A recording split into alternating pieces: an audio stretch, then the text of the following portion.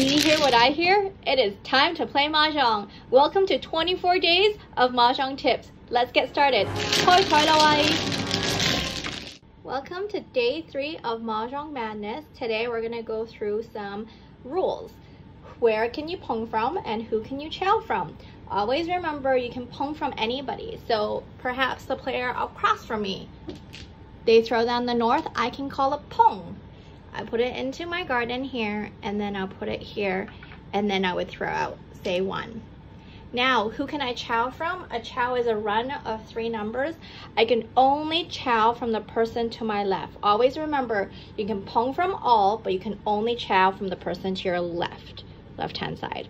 So say, for example, this person is very nice, my person to my left-hand side. We actually call the person to our left our sheungs, which is our upper player in Chinese. If they throw the 5 down, I can take it.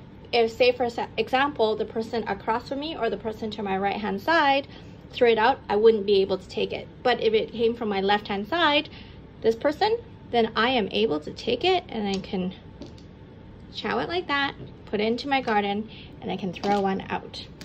That's it for today. Please come back tomorrow for more. Don't forget to subscribe to our Instagram, I Like Fishballs, for more tips.